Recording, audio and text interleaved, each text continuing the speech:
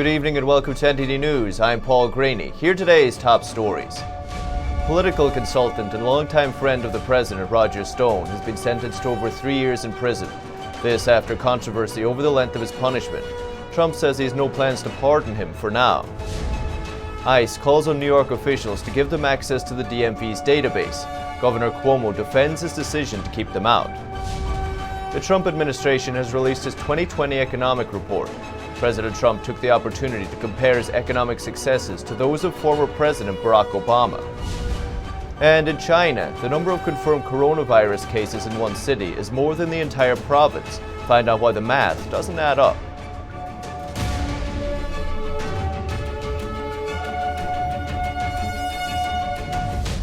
Roger Stone, a longtime showman, political strategist, and friend of President Trump's, has been sentenced to 40 months in prison. This, not long after the president announced that he has no plans to pardon him. But Trump has hinted this could change in the future. A federal judge sentenced President Donald Trump's longtime advisor Roger Stone to 3 years and 4 months in prison on Thursday. The judge said Stone's lies to lawmakers who were investigating Russian interference in the 2016 election amounted to a threat to American democracy. The 67-year-old was charged with 7 counts of lying to Congress, obstruction of justice, and witness tampering, and was convicted of all of them on November 15th. Stone has been a friend and advisor to the president for decades, but Trump announced in Las Vegas that he doesn't plan to pardon him for now. I want the process to play out. I think that's the best thing to do. But the president didn't rule out an eventual pardon or commutation. I'd love to see Roger exonerated, and I'd love to see it happen, because I personally think he was treated very unfairly. He says Stone's jury included an anti-Trump activist and that Stone has a very good chance of exoneration. The top 6 candidates competing for the Democratic nomination went head-to-head in a presidential debate yesterday. Billionaire and former New York Mayor Mike Bloomberg made his first appearance in the race.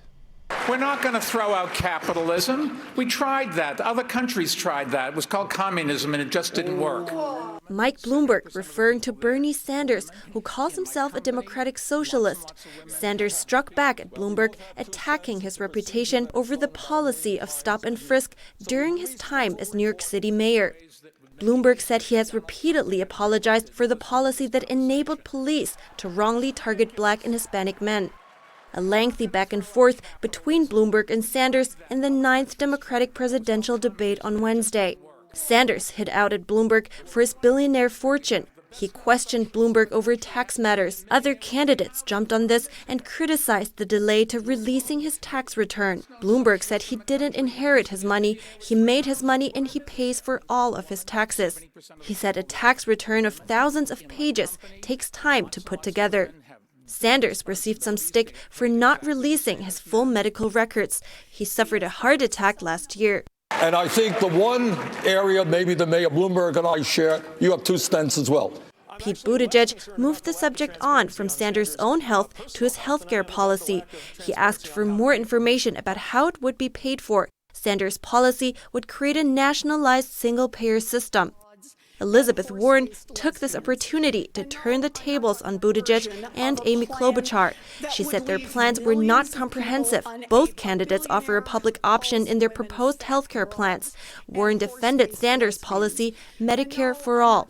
But Bloomberg said it would alienate 160 million people who are happy with their current policy. Joe Biden brought up his previous dealings as former vice president to Obama. I'm the only one on this stage that actually got anything done on health care. Okay?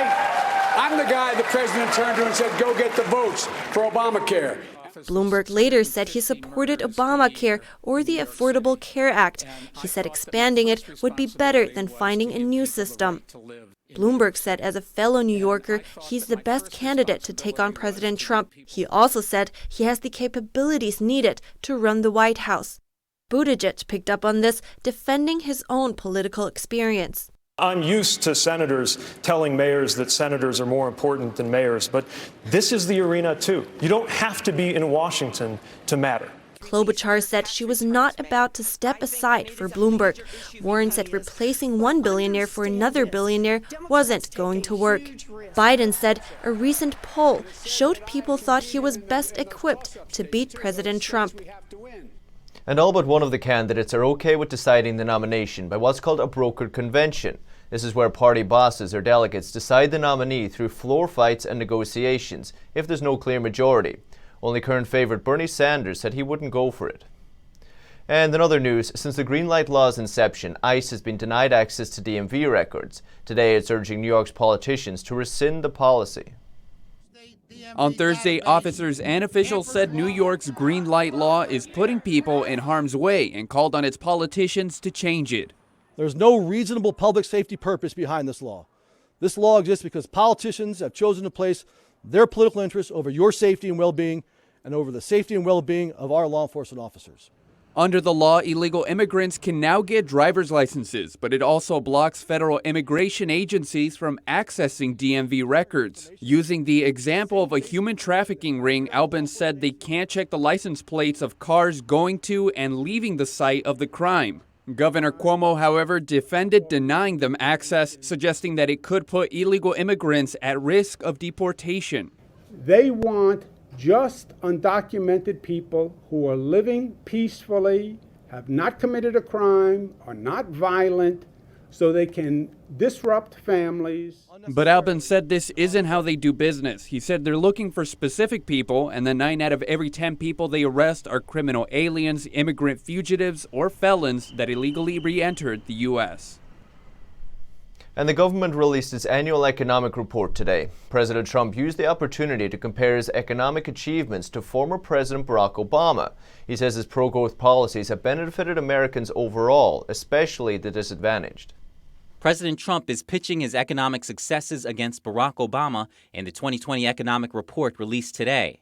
The report disputes the claim that Trump's achievements are merely a result of inheriting an improving economy under Obama. Obama's presidency began just as the U.S. was coming out of a deep recession in 2008. Given this timing, it's natural the economy would improve under his presidency. At the time, economists predicted that this economic expansion would naturally slow down around 2016. But in fact, expansion accelerated under Trump. Trump says this isn't a coincidence. He credits the success to his tax cuts, cutting red tape for businesses, becoming less reliant on other countries for energy, and negotiating fairer trade deals with other nations. The report says disadvantaged Americans have benefited more under Trump than under Obama. The wealth of the lower half has increased 15.2% under Trump versus 4.1% under Obama. Wages for the bottom 10% of earners have grown 4.9% under Trump versus 1.9% under Obama. For African Americans, wages have increased 3.8% under Trump versus 1.8% under Obama. The report says eliminating regulations on energy production and increasing production of shale gas has saved an average family of four $2,500 annually. Trump says, although the American economy is stronger than ever, his administration's work is not done yet. And a U.S. Defense Secretary official is saying China is engaging in steady state competition with the U.S. That means China's economic and military projections are challenging the U.S. on a global scale without armed or violent conflict. The Defense Secretary says China's leader is telling his army to prepare for war. Thank you for being here. While discussing China's military projections, a U.S. Secretary of Defense on China suggested the Department of Defense should reorient its strategic competition with China. A specialist on U.S.-Asia issues pointed out China's military and economic operations, which present a challenge for the U.S. You talked at some length about and responded in questions to the steady state competition that we're in. And using your own term, I'd like to foot stomp this as well. I think the challenge is a daily one. It's urgent. It's multidimensional. The defense secretary said the U.S. must not wait and try to be prepared for a violent conflict with China, but must be aware that the conflict has already started as a result of China's peacetime preparations for war. What Xi Jinping has told to his own PLA, which is to concentrate on preparations for war, which is steady state, preparations, right? Setting conditions, being prepared so that if the time comes, is that he can employ them as needed. The U.S.-China Security Review Commissioner noted the U.S. needs allies in order to confront China diplomatically and politically. There are 5 major allies in the Pacific: Japan, Korea, Australia, Thailand, and the Philippines all have as their number one trading partner China. The defense secretary said while U.S. alliances with countries in the Indo-Pacific are robust, using Chinese technology may present a security risk. We have to be very clear-eyed that these countries are becoming under increasing pressure from multiple different lanes, diplomatic and economic pressure, political coercion. Another commissioner pointed out China doesn't have a long history of allied relationships with meaningful countries that the U.S. has. I mean, their allied relationship seems to be more driven by coercion and fear than by common interest. But the defense secretary said China rejects alliance systems. He explained that instead, it adopts strategic partnerships while quadrupling its Marine Corps and developing long-range tools like long-range air forces and other kind of ballistic missiles and hypersonic missile, long-range missile capacities, and then certainly cyber and space capacities, which are not dependent upon any sovereign issues at times. According to the defense secretary, China's ability to support infrastructure projects like One Belt, One Road creates competition for the U.S. outside of a hot warfare scenario. Ukrainian villagers have taken to the streets in protest of evacuees coming from China. The government says it's checked them twice and found no infections. Here in a village in Ukraine, dozens of protesters are linking arms to form a large human blockade. Opposite them are Ukraine's law enforcement, who came with the purpose of maintaining order. The protest is meant to stop a group of evacuees from reaching a sanatorium, where they are due to be held in quarantine. Protesters express concern about the danger of China's epidemic spreading to Ukraine. Isn't there any place in Ukraine that can host 50 people, that is located in more or less remote villages or in faraway areas, where there is no threat to the population? The evacuees, numbering 73 in total, came from China's Hubei province, which is where the outbreak of the coronavirus, or COVID-19, occurred. The Ukrainian government said it took measures to ensure the evacuees were not infected before coming to Ukraine. The authorities have done everything possible to bring our people back. Moreover, they have already been checked twice for the coronavirus. Criticism on the attitude protesters have towards the evacuees has also been made. In other parts of our country, people are worried that our people return. In my opinion, we cannot treat our people this way. The evacuees consisted of 45 Ukrainians as well as citizens from South America and Central Asia. Ukraine has no confirmed cases of the virus. And still to come, an exclusive interview with a resident from the coronavirus epicenter. He says hospitals are discharging people who are still sick, even as authorities say it's getting better. That and more after the break.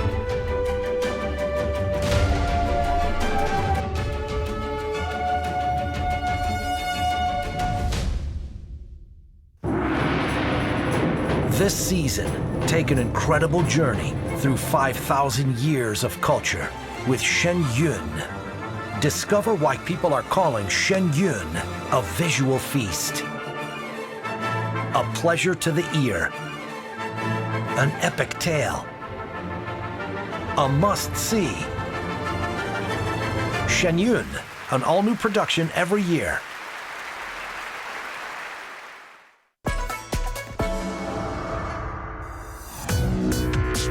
Viewers have described China Uncensored like The Daily Show, but about China. At the beginning, I was super excited when I got 500 views, and now the show's grown to about 500,000 subscribers on YouTube. One episode reached 7.9 million people. I'm a little freaked out that that many people have seen my face. In 5 years, I see China Uncensored as the sole source of edutainment worldwide.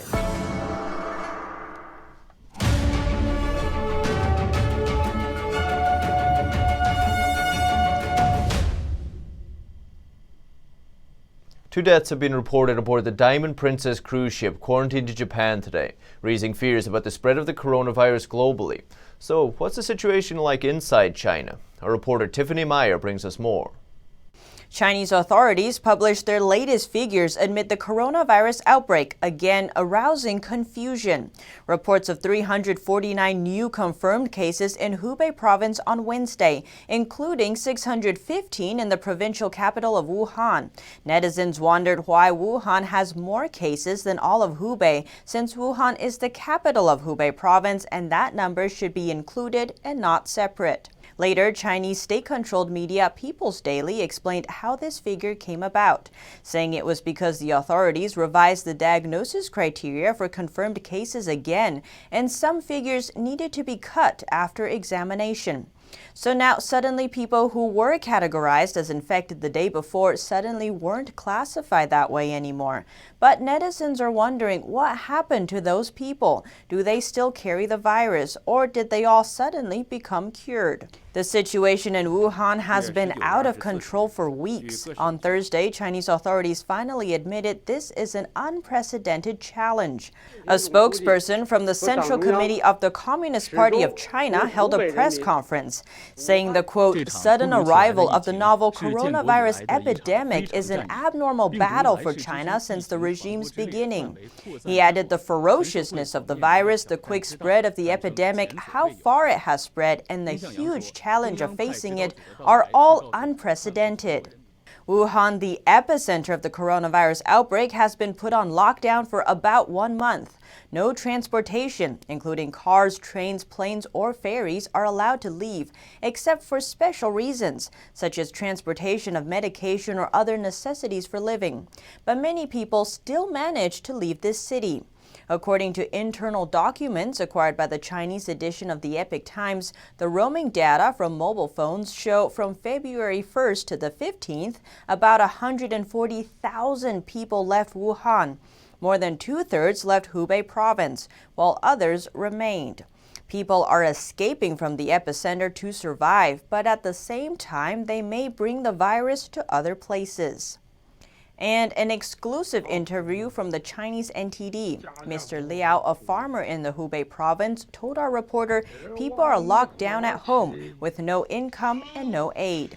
People in the countryside plant vegetables themselves and can survive for a while, but people in the cities are miserable. Even healthy people could starve at home.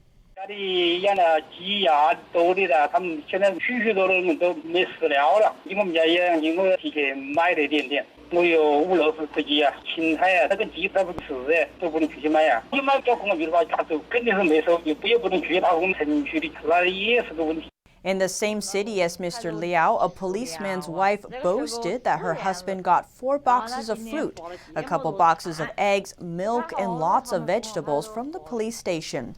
So much, in fact, that they could not consume it all.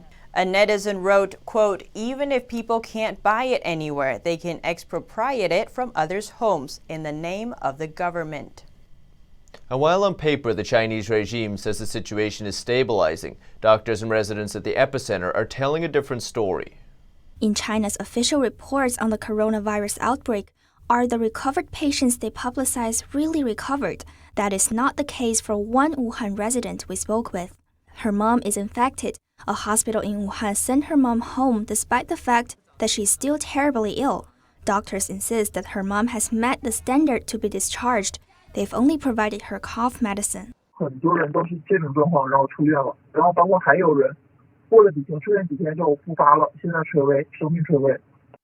She said even quarantine centers refuse to accept her mom because of her poor condition, so she can only stay at home.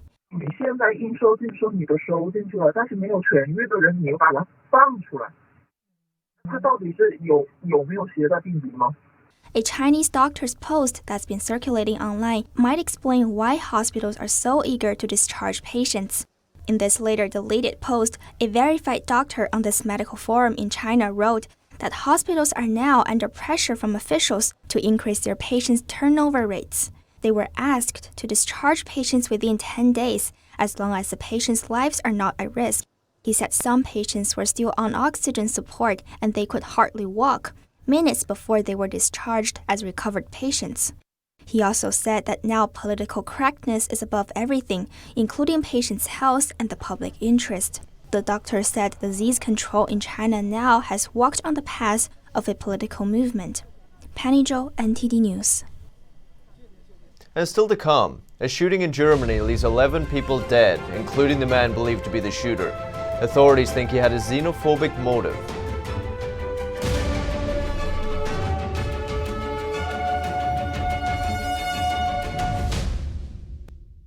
We are being censored.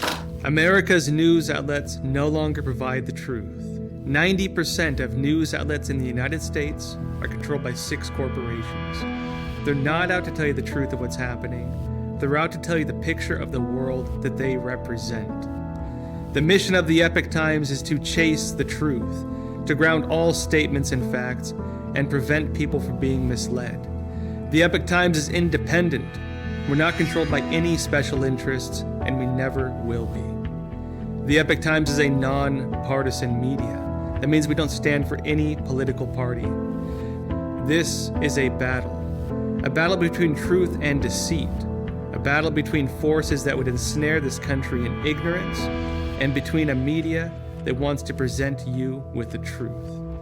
Subscribe today and join the Americans who are seeking truth and tradition. We'd love to have you on board.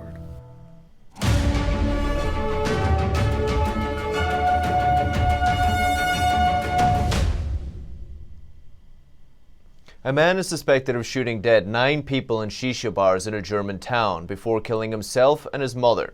Prosecutors say he had posted a manifesto online, including conspiracy theories and deeply racist views. 9 people were shot dead at 2 shisha bars in the German town of Hanau on Wednesday night by a gunman with suspected far-right links. On Thursday, a video recorded earlier on an unknown date emerged, showing the suspect addressing Americans.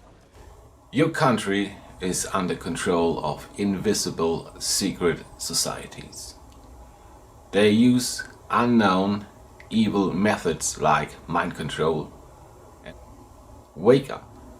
This is one form of reality in your country.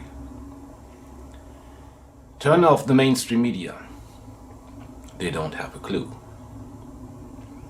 To end this nightmare. Fight now. German prosecutors have named him as 43-year-old Tobias R., following protocol in the country to only give the initial of the suspect's surname. He is now dead. After the rampage in which several Germans and other nationals, including Turkish migrants, were killed, the suspect returned to a house elsewhere in Hanau, where he appears to have shot dead his mother before killing himself. On Thursday morning, a black BMW believed to belong to him was removed from the house. One of those he shot and wounded spoke in hospital of the terror. The man entered to the side and killed them all. He came to our side. He shot straight to the head of everyone he saw. He laid down and then he fired at all of us. I hid behind the wall. As I was moving to hide, he shot me in the arm. I laid on somebody, somebody laid on me, and somebody else laid on him. We became a pile. A spokesman for Germany's General Public Prosecutor addressed the media on Thursday. Auf der Homepage des mutmaßlichen Täters. On the homepage of the suspected perpetrator, he put up video messages and a kind of manifest, as well as disturbing thoughts and abstruse conspiracy theories, and presented deeply racist sentiments. Because of that, I have taken over this investigation in agreement with Frankfurt's General Public Prosecutor. Why this gun rampage happened and whether anything could have been done to prevent it will now be the subject of an intense investigation. And still to come, ancient traditions, juniper flowers, and alcohol-free gin. After the break, we enter the world of a modern-day druid.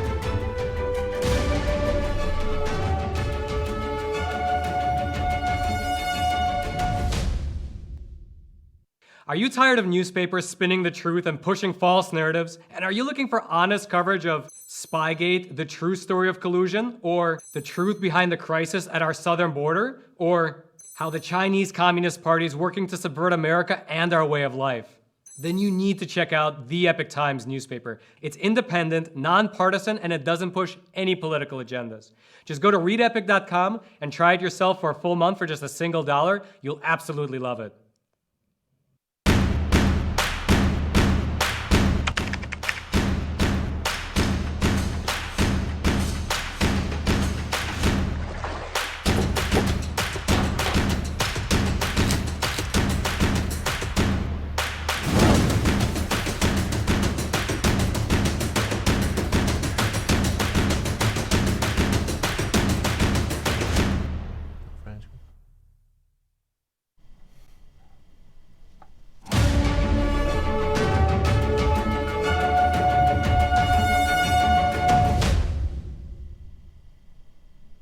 In Celtic tradition, it was believed plant gatherers known as druids could communicate with nature. Our France correspondent David Vives followed one of them in the mountains for a winter harvest. In European Celtic civilization, plants were regarded as sacred and used in medicine. It was believed gatherers known as druids could communicate with them. 3,000 years have passed since the Celts, but in Jura, France, Stéphane Myers is preserving their tradition. Wild plants grow in specific places and they have their own reasons to be here. The juniper flower, commonly used in gin, is gathered in winter. Before setting out, Meyer inspects his crew. Here's Benz, Luma, Happy, and Choco. Ready to get some juniper. Here we go. He says gatherers have a positive impact on nature. What's important, though, is to never collect more than you need. Meyer carefully chooses where to gather, then returns again after 5 years. This break allows the plants time to regrow, but finding the spots again can take some time. Here, we found it. Meyer's customers include top French chefs. They use wild plants to give their meals a unique flavor. His impatient crew greets Meyer after a successful harvest. You can use juniper to smoke meat or fish. It has a broad range of aromas. It smells like pepper. There are different berries and not all have the same maturity, which result in a very different taste for each branch. In France, wines have their own marker or cru. Cru is an indicator of where a wine was produced and its quality. Stéphane now uses this term with plants. This is a particular approach. For each mountain here, I select some plants growing on it. I distill the roots, seeds and flowers on these plants and create a recipe. This is what we call a cru. Once dried out, some of the plants will be used to create a liquor. Meyer is using this year's juniper flower to create a new recipe, an alcohol-free gin. Others that will be cooked are sold as a bouquet. But whether in a bottle or in a bouquet, the Druid's touch means this tradition will live on for another season. And that's all for today's news. Thanks for tuning in. I'm Paul Graney.